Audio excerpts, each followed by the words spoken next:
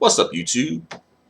So, as you guys may or may not know, the actor singer Tyrese and his wife Samantha, they are going through a divorce right now, and things have sort of taken a turn for the worse as far as how they're interacting with each other during this divorce.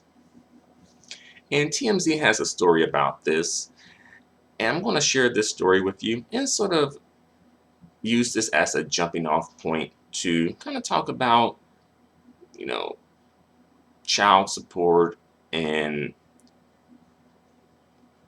opinions about that. All right. So this article is not too long, but TMZ posted this article a few days ago, and it says like Tyrese's estranged wife filed for divorce more than 3 months before he announced their split, and she claims he changed the locks on their door or their home. But Tyrese denies this. So, looks like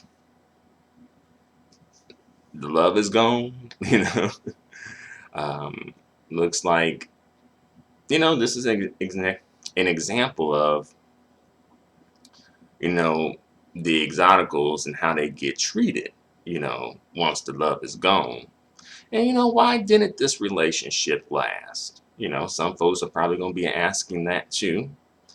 Wendy Williams got her theory, right? And I'm like, Wendy, you need to chill out, all right? Wasn't you just having seizures, convulsions, about to lose your mind and lose your soul over your divorce? You had to take off from your talk show for a while and had to have some people fill in for you.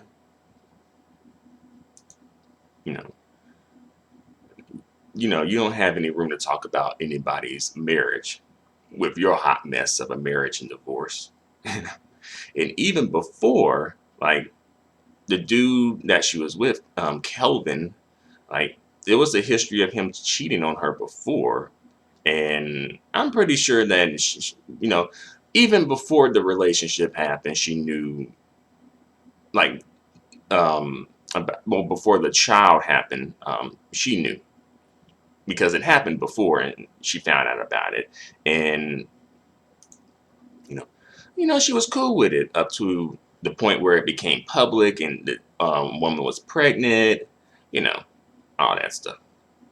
But yeah, Wendy, you just need to just chill out and be quiet. This is when you need to just be real quiet. But let's get back to this situation. So Samantha filed divorce documents back in September, and the petition alleges that Tyrese, just a few weeks earlier before she filed for this divorce, cut her off financially and locked her and their 2-year-old daughter Soraya out of the family's home. What was that about? You know? But Tyrese is saying that's BS. All right. Though, in the documents he filed, he denies leaving them out in the cold. On the other hand, he admits having major issues with Samantha's demand for $20,000 a month for child support. And he calls that number unreasonably high, quote unquote. Right?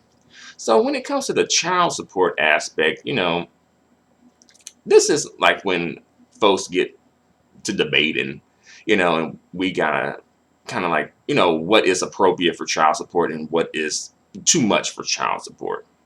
And some people may say, well, it's based on the parent's income. Some people may say it's just based on a flat number, like, oh, well, such and such number is enough to take care of a child. But then some people are saying, well, it should be in line with the parent's income. Right. And I don't know how much Tyrese is making, how much he got in the bank.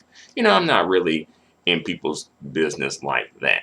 But I'm not sure if Tyrese has been working recently, but he seems to be, have somewhat common sense, or at least half a brain, and he probably has at least put away some money.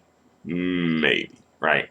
I know where he lives, like the cost of living is a lot lower. So that may be like the state that he lives in, the cost of living is a lot lower than, say, California.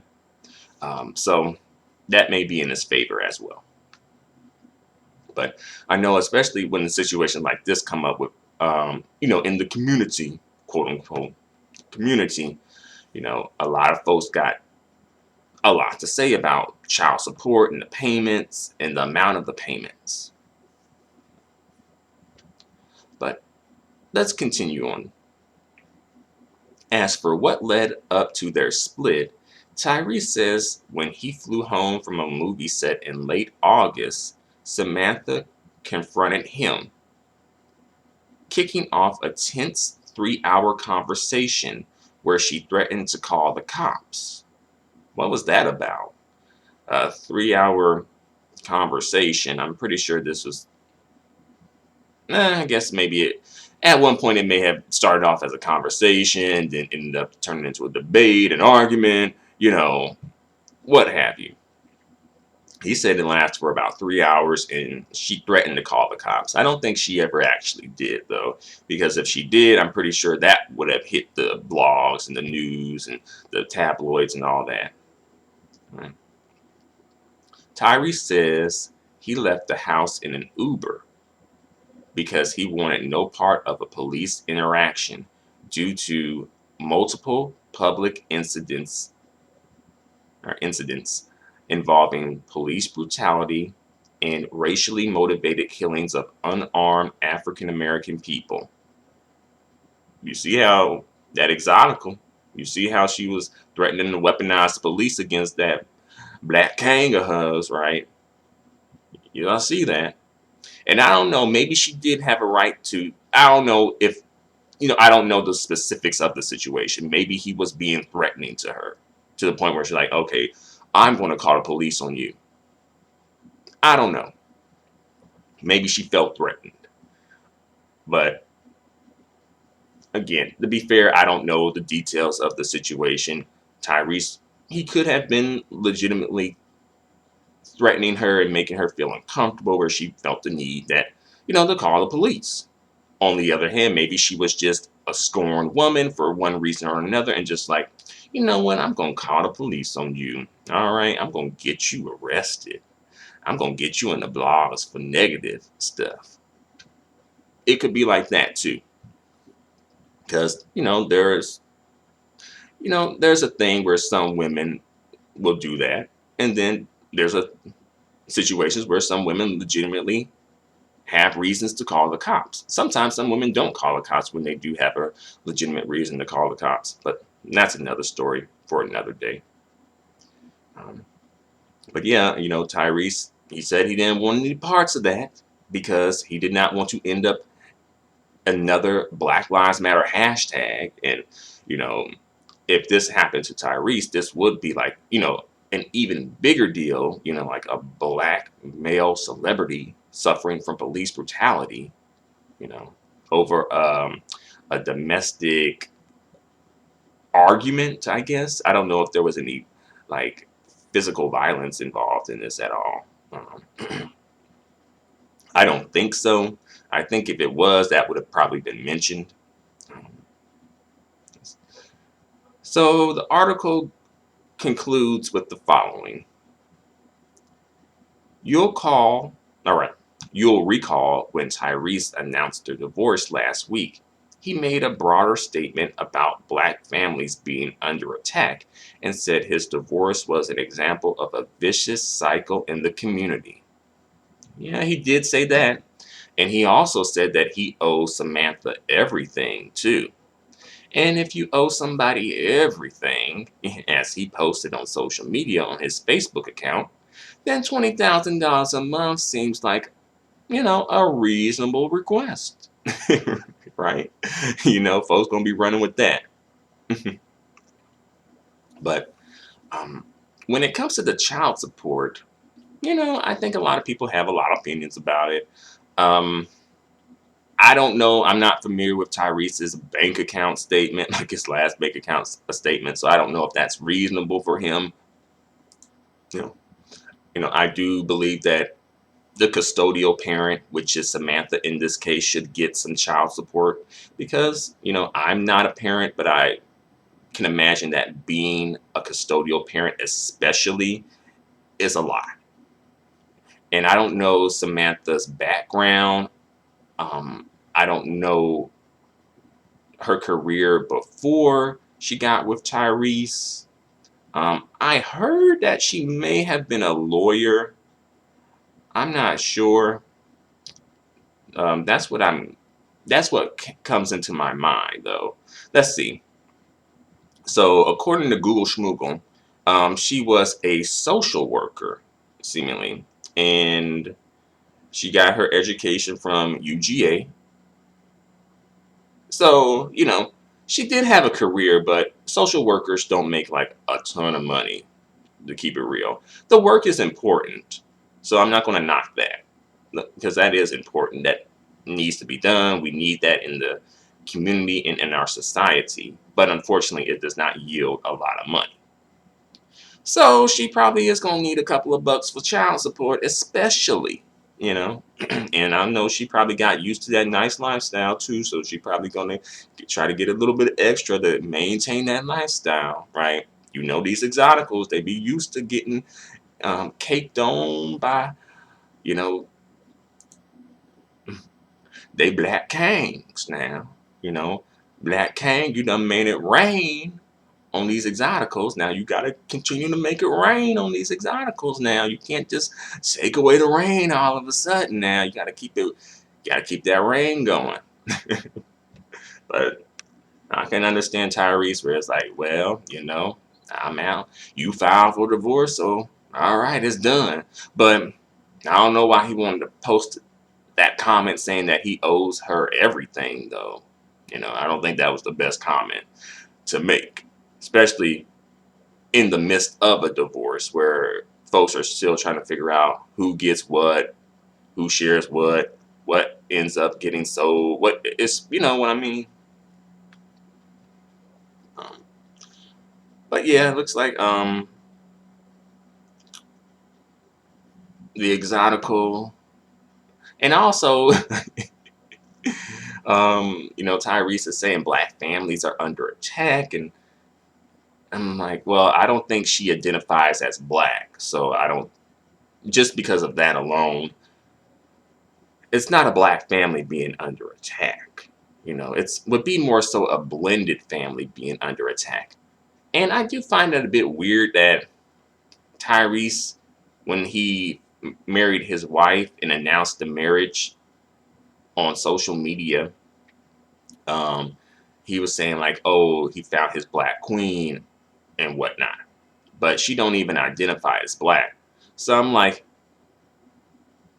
at no point during you guys' relationship before you got married, you guys never spoke about race at all, or never had any conversations about, her background or your background and where you guys come from, how you guys feel about certain political issues, and I know those things aren't necessarily like romantic, but they are important, you know.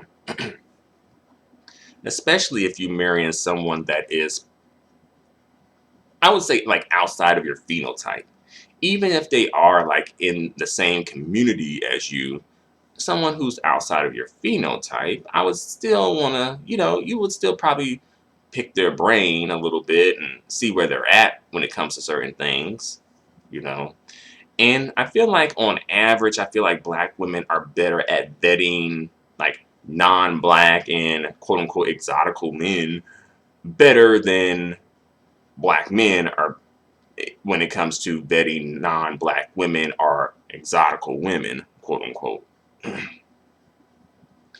And I think it's more, I can understand it being like that to an extent where, a black woman would definitely need to be vetting guys who are outside of her phenotype. I can understand that because it's like, well, the situation could potentially become violent, right? And she could be in danger. And I can understand that. But still, these dudes can be put in danger too. You remember, Samantha did threaten to call the cops, right? So these dudes' lives can be put in danger too. Maybe not directly by their love interest because they're men and the love interests are women. But even still, then it can get violent too. Guns, knives, weapons. But again, she can call the cops on you, right? And the cops already got it in their mind that black men are associated with criminality, you know. And if you want to put a skin tone on it, darker black skin or dark the black skin black men. But if you want to put a skin tone on it, darker skinned black men especially, right? But it is a stereotype that black men, especially darker skinned black men, to an extent embrace. That's where like the thug mentality kind of comes from to an extent, the embracing of it, right? But this, I guess, would be like the downside of it, right? And Tyrese was like, "Nah, you ain't gonna have me being another Black Lives Matter hashtag. I ain't gonna be the next George Floyd or Ahmaud Arbery. Nah, not gonna be the next Jacob Blake. Nah." And I ain't mad at him for that. I'm like, Tyrese, come too long away and worked too hard and done too much to get taken out like that. And so I feel you on that. But I could see Tyrese going the route of, say, Shannon Sharpe in terms of like if he goes through this divorce and he's kind of taken through the ringer in terms of like his finances. I could see him going the route of Shannon Sharpe being like, I'm looking to partner. I'm not looking to sponsor. Right? I could see him going that route. Right? And I already told you how that's going to play out too. When it comes to these dudes looking for partners instead of sponsoring these women, they probably going to be a lot more likely to come back over to the blacker side of things. We already know they're going to come running back to Blackistan, coming back to brown skin Keisha and dark skin LaKeisha, right? And I'm not saying that they might not be able to find it at all, but I feel like in situations like that, black women are a lot more likely to be partnering with black men than non-black women. The non-black women, they're looking for a sponsor. They're looking for a come up typically. I don't think they're really looking to partner. Not like that with black men. It can happen. I'm not saying that it can't happen, but a lot of those women, they're looking for a come up. And if they do partner, they're probably going to be partnering with their own group of men, not black men. Especially if the woman is white, because it's already low key, pretty much, quote unquote, a step down for her. So because of that, she really has to make it worth her while in some way, right? So yeah, be prepared for that to possibly happen, to possibly come up, right? And you're gonna be hearing Tyrese come through, like these women gotta bring something to the table, right? You gotta bring something. You just can't bring your appetite. You just can't bring looks. You just can't bring a particular part of the female anatomy. Nuh-uh. You gotta come with something. Right? Because again, they don't want to get taken through the ringer again. And again, if that does happen, you're probably gonna see them leaning toward the blacker side of things, coming back to Blackistan, right? The women not gonna be so exotical no more, right? But that's to be determined. But I think I mentioned all I have to say for the moment. So thank you very much for watching. Feel free to comment. Let me know what you think in that section of comments. Until the next video, adios and goodbye for now.